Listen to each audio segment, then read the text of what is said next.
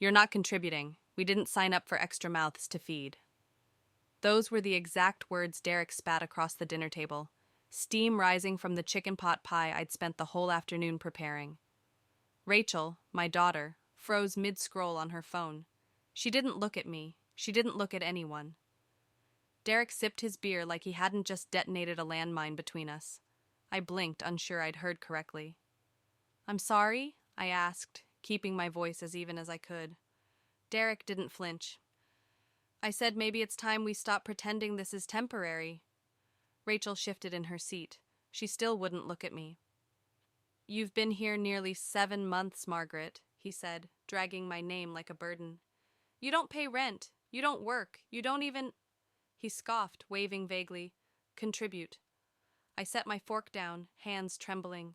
"I cook. I clean. I walk your dog. I've stayed out of your way—" "Exactly," he snapped. "You're like a ghost. Except ghosts don't run the water bill up or take over the guest room." I turned to Rachel.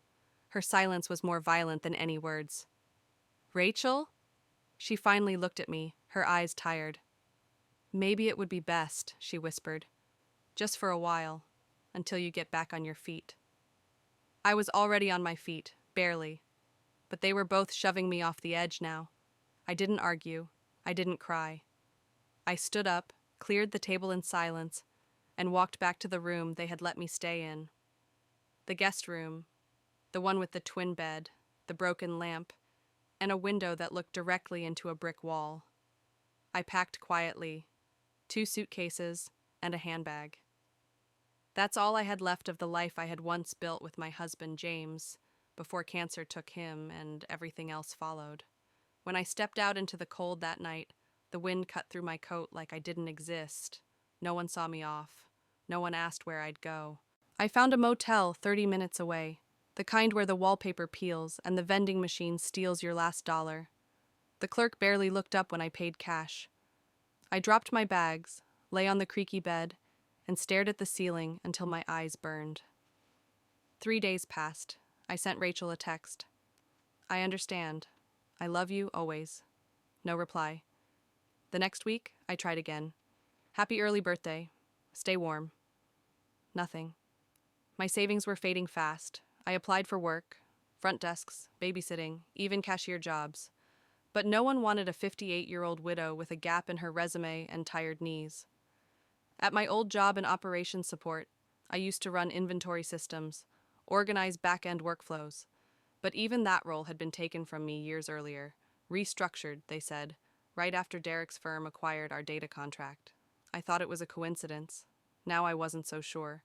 I would have done anything for Rachel. I had done everything for her. Every Christmas Eve, I worked overtime to afford her gifts. Every lunchbox I packed with heart-shaped notes. And now, she looked through me like I was a ghost. Worse, a burden. One evening, I went through the only box I had brought from my old house. Inside, some old family photos, a folded quilt, a few books. One of them, a small, worn, leather-bound journal, had been my mother's. I hadn't remembered packing it. I almost tossed it aside. But something about the feel of the leather in my hand made me pause. I sat on the motel bed, flicked on the dusty lamp, and opened the first page. Her handwriting hit me like a wave, neat, looped, familiar. The first few entries were simple: weather reports, grocery complaints, Sunday mass notes. Then I hit a line that stopped me cold. "He came again today, said he wished things were different, that he wished I could be his wife. But he has a family, a business, a name to protect. Margaret must never know." My name. I blinked, read it again. "I just pray one day she understands how much I loved her, even if she was born out of mistake and desire." I gasped, heart pounding. He said he made arrangements, that if anything ever happened to him, he'd ensure Margaret had something of what he built. Not official, but a trust, a letter. He said his lawyer would know. Goldstein. Goldstein. The name slapped something awake in me. I grabbed the motel's old desktop computer down by the lobby and started digging. After an hour of slow-loading pages and pop-ups, I found him. Leonard Goldstein, estate lawyer, retired, still listed in Dallas. I didn't call. My hands were shaking. Instead, I wrote him a letter by hand, explaining who I was and that I believed he had something connected to my mother, and maybe to me. I didn't expect anything, but 2 weeks later he called. "I always wondered," he said softly, "if you'd reach out." If you've ever been overlooked or discarded after giving everything you had, type 1 in the comments. You are not alone. The envelope was thin, almost fragile, but inside it held something heavier than any weapon I'd ever known. Mr. Leonard Goldstein's handwriting was old-fashioned, looping across the front. To Miss Margaret Louise Daniels. When I opened it, there was a single sheet of paper, aged and yellowed, addressed in a hand I had never seen in person, but somehow knew instantly. To my daughter, Margaret, I know I don't deserve the right to call you that, not after the choices I made, but I want you to know I saw you. Even if I couldn't acknowledge you in life, I claim you now, in death. Harold James Sterling. I stopped breathing.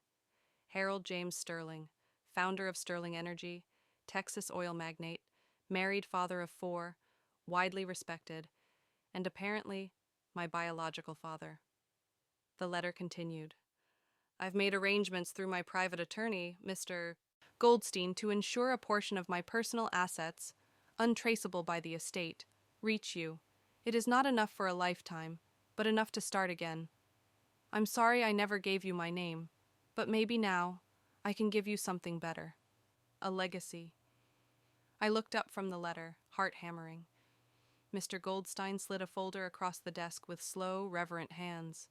Inside were bank records, title deeds, a modest investment portfolio, and trust documentation. Assets totaling just over $1 million, all in my name, all quiet, all legal. I couldn't speak.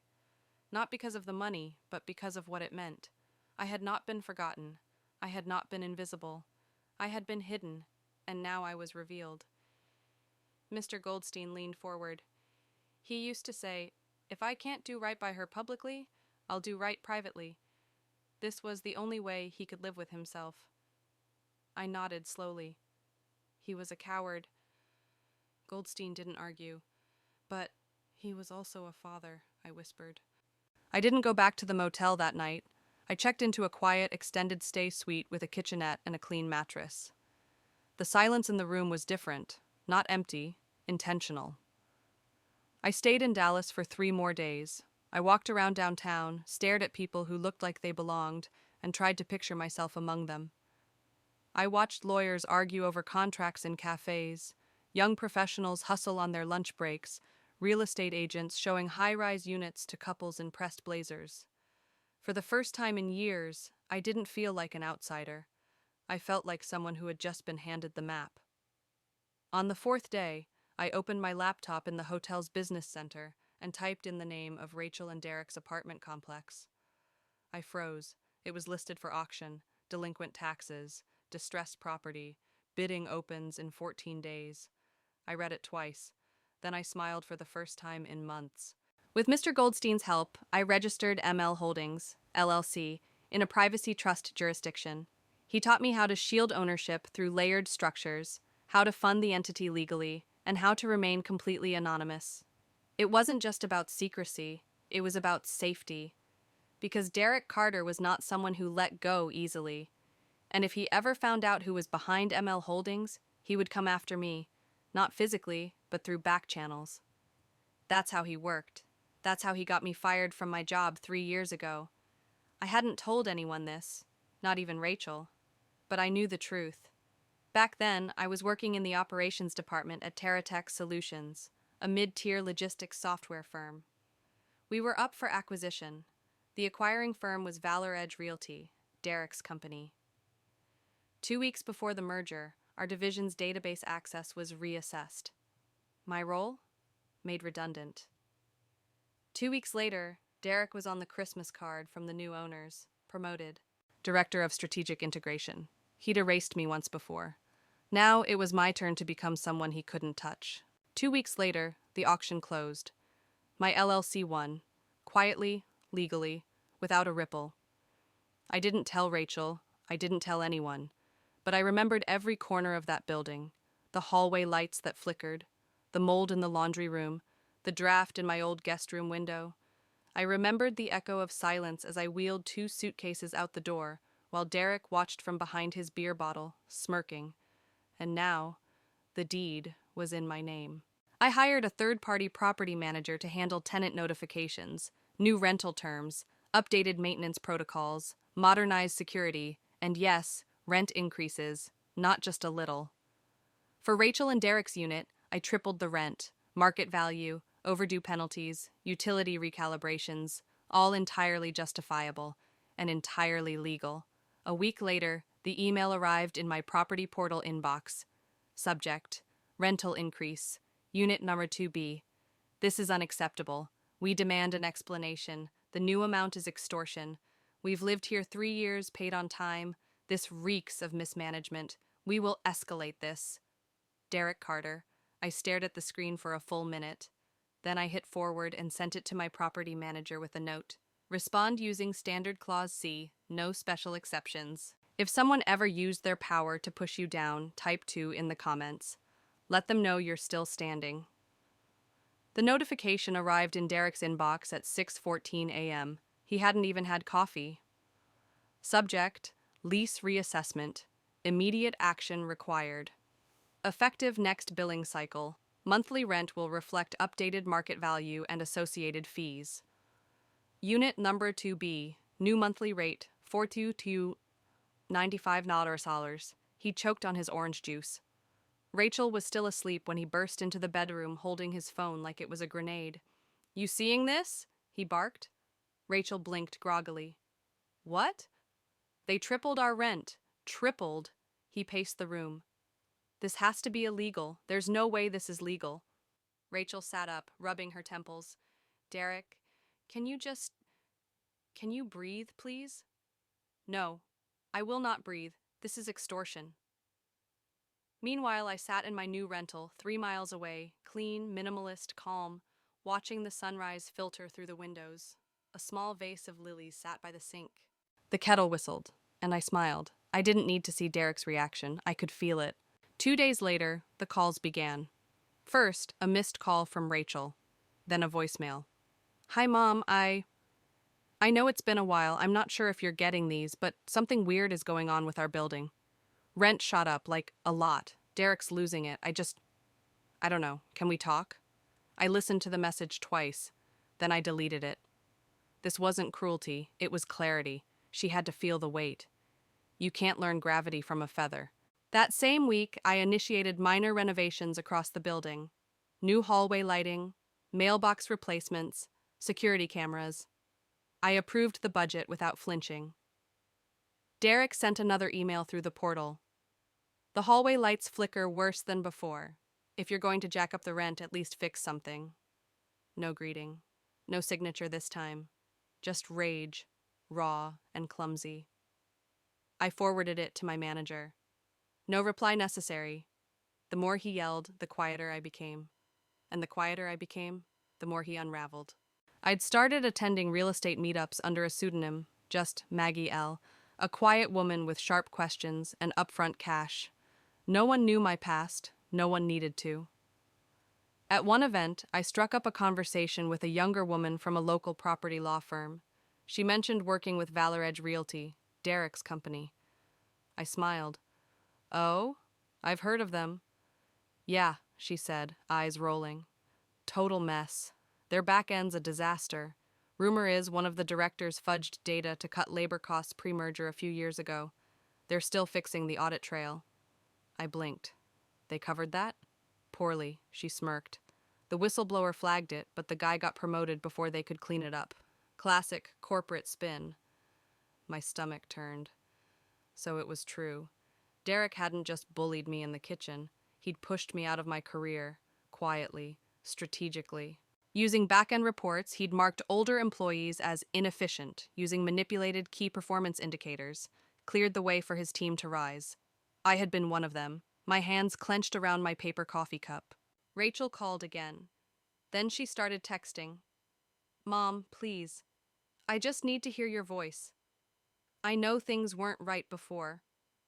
I'm sorry. I didn't respond, but I read every word. Her silence that night at the dinner table had cut deeper than any blade. Now she wanted my voice to mend the cracks? No, let the silence speak for once. My manager sent me a building report the following week. Derek had been visiting the office twice a day, hurling demands, trying to unmask the owner of ML Holdings. He even filed a Freedom of Information request with the county clerk. Blocked, of course, due to the privacy trust. Then, something worse. One of the tenant support staff flagged a suspicious email, an inquiry from a supposed law firm requesting building ownership details. The letterhead looked off. The language too informal. We traced the IP, Derek. He had impersonated legal counsel to uncover my identity. I had him. I began documenting everything, each harassing message, each fake inquiry, each attempt to breach data confidentiality. The paper trail was mounting, and with it, so was my power. That night, I received another voicemail. Rachel. This time, her voice cracked from the start. Mom, I miss you.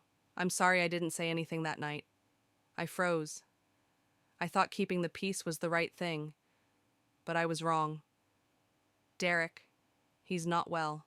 He's angry all the time. He says someone's targeting us, but I think it's him who's unraveling. I don't know who I am anymore, but I know I need you. I sat on my couch, mug of tea in hand, staring out at the city lights. Did she mean it? Did she really see me now? Or was she just drowning, and I was her lifeline? 2 days later, the mail slot in my apartment clinked. No return address. Inside, a handwritten note. You think you're clever, but you don't scare me.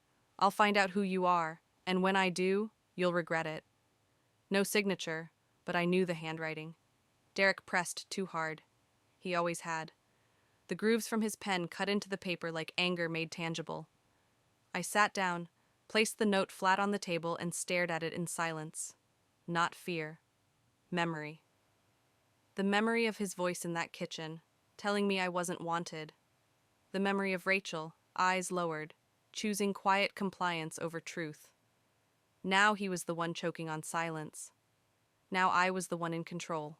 If you've ever watched someone unravel under the weight of their own lies, type 3 in the comments. Your silence may be the strongest sound they hear. The email arrived on a Monday morning, not to me, but to every tenant in the building, including Derek Carter. Subject: Mandatory Tenant Meeting, Renovation Updates and Ownership Transition. Date: Thursday, 6 p.m. Location: Building Common Room. Attendance expected. Questions? Welcome. Derek read the notice 3 times, then slapped his laptop shut so hard Rachel flinched across the room. They're hiding something, he muttered. Rachel didn't respond. She was sitting on the couch, eyes hollow, a grocery bag half unpacked beside her. We're not going. It's probably just another way to justify the rent hike. Rachel stood slowly. I think we should go. He turned toward her, narrowing his eyes. Why? Because I'm tired of not knowing, she said, her voice brittle. Of guessing. She didn't mention the bruises under her eyes, emotional or otherwise. She didn't mention how the heating had cut off last week, or how she'd sold her engagement ring to buy groceries. And she didn't mention what she'd found. The name ML Holdings listed under a neighboring property, tied to an LLC, tied to a woman she used to call Mom. The day of the meeting, I arrived 20 minutes early. Charcoal gray blazer, jeans, low heels, hair soft, professional. I looked nothing like the woman who had once stood outside this same building, clutching 2 suitcases and holding back tears. Tenants trickled in, some with coffee, others with frowns. A few nodded politely. The property manager set up a projector. Then the door slammed open. Derek. He stormed in, jaw tight, Rachel trailing behind him like a ghost of herself. He marched directly to the manager. Where is she? The manager blinked. I'm sorry? The owner, the mystery person behind ML Holdings. I want to talk to her. Today. The manager remained calm. All questions will be addressed during the presentation? Derek scoffed loudly, arms crossed, daring anyone to challenge him. I sat near the back, silent, watching. The presentation began. Slides flicked through. Updated insulation, mailbox replacements, new security systems, digital access improvements. All of it paid for, in part, by Derek's rent. Then the manager paused. And finally, he said, clicking to the last slide, we'd like to thank ML Holdings for their financial support and vision. The owner is here with us today. Should anyone have questions? I stood. A ripple moved through the room. Derek's eyes narrowed. Rachel's mouth fell open. I walked slowly to the front, each step echoing like a heartbeat. Good evening, I said. My name is Margaret Daniels. I own this building. For a full 5 seconds, no one said a word. Then Derek exploded. You! This is some kind of joke. You've been behind this? You manipulated this entire situation. I looked at him squarely. No, I invested. I managed. I improved. I gave this building the care it needed. You tripled our rent. I nodded calmly. Yes, to market value, with notice, with legal compliance. You're trying to ruin us, he bellowed. No, I said, voice steady. I treated every tenant fairly. What I didn't do was forget. His face contorted with fury. I will sue you for this. I'll go to the press. I'll tell everyone about your secret inheritance, your little trust fund. You think they'll respect you when they know what kind of family you came from? Behind him, Rachel flinched. I turned to the tenants, not him. If anyone has questions about the renovations or your leases, I'll be available after this meeting. Then I stepped aside. The manager continued, but the air never recovered. After the room emptied, Derek stalked toward me. You think you've won? No, I said. I think I reclaimed what was mine. You've made an enemy. I stared directly into his eyes. No, Derek, you made an enemy. The day you looked me in the eye and treated me like I was nothing. Rachel stepped between us. Derek, stop. What did you say? I said stop. She's not your enemy. You are. He stared at her like he'd been slapped. Rachel turned to me, her voice trembling. I didn't know. About the trust, the building, any of it. I know, I said. Why didn't you tell me? Because you needed to see it, not hear it. She blinked back tears. I'm sorry. I nodded. Derek scoffed and turned away. You two deserve each other. No, I said quietly. She deserves better. Rachel came to my apartment 4 days later. She was holding a worn leather diary, the one I hadn't realized I'd left behind on my last visit. She placed it gently on my coffee table like it was sacred. I read it, she whispered. I didn't mean to pry. I was trying to understand. Her eyes shimmered. I didn't know about Harold Sterling, or the money, or what he did for you. I sat beside her on the couch. I didn't know either. Not until everything fell apart. She looked down. Why didn't you tell me? Because I was broken, and I didn't want you to see me like that. Rachel's shoulders sagged. I left him, she said suddenly. After the meeting, he tried to access my email, tried to follow me to work. I told him no, that was it. I stared at her. He screamed, packed a bag, and left. I changed the locks the next morning. I exhaled slowly. I don't know who I am without him, she admitted, but I'd rather find out than disappear. A silence passed. Then she looked at me, voice raw. I want to come back to you, not for money, just for us. We sat in that stillness, the kind that doesn't hurt anymore, only heals. If you've ever had to rebuild from nothing, not just to survive, but to remember who you are, type 4 in the comments. You're not alone, and you're not broken.